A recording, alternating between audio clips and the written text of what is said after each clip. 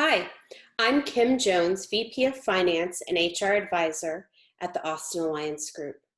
We're a team of experts that create custom HR solutions for agile workplaces.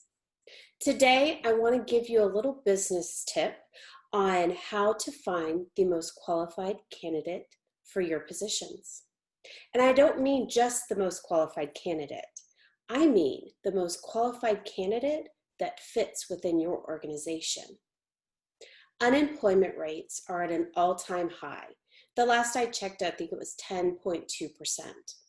Recruiters and managers are overwhelmed by the number of qualified candidates they're receiving. In practice, recruiters or managers will drill down on resumes, pick out the most qualified candidates, and talk with them over the phone and set an interview. Let's say 3 interviews are set. The first candidate, it seems nervous, seems a little stiff. The next candidate just seems to talk around in circles. It doesn't seem like they're answering the questions correctly or they're trying to find the answers.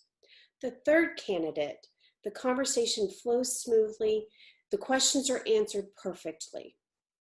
Most recruiters or managers will stop here and select the candidate in which the conversation flowed smoothly and they seem to answer all the questions perfectly. But why? Not everyone interviews the same. Personally, verbal communication is not my strong suit. I can carry on a conversation, but primarily I'm a listener. I'm not going to be the first to answer a question because I'm an analyzer. I like to get all of the information before offering my point of view with validity. Therefore, in an interview, I may not seem like the best candidate. We should not only use standard interviews and resumes to select candidates. So what do?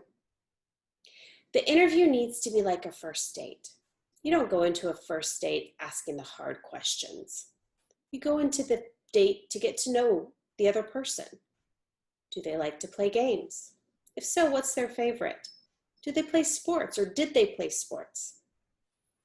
What's their favorite app?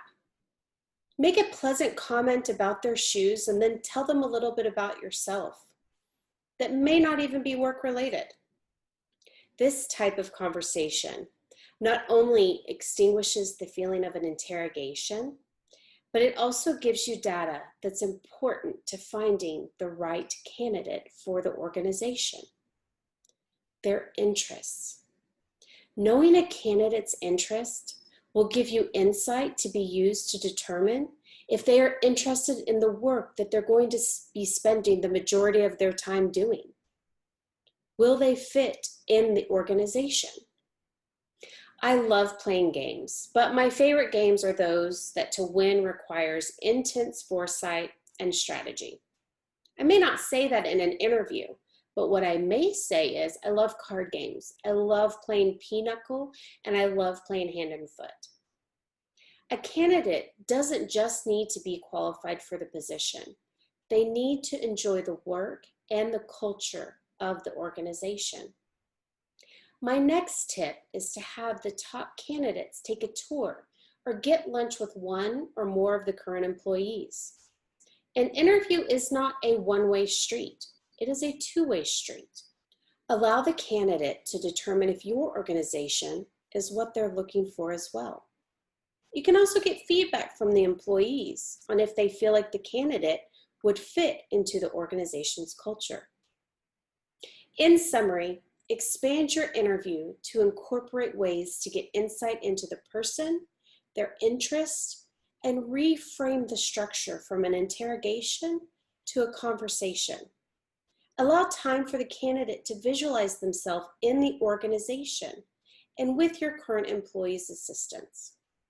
Take these additional steps in an interview to help you find the right candidate for your organization.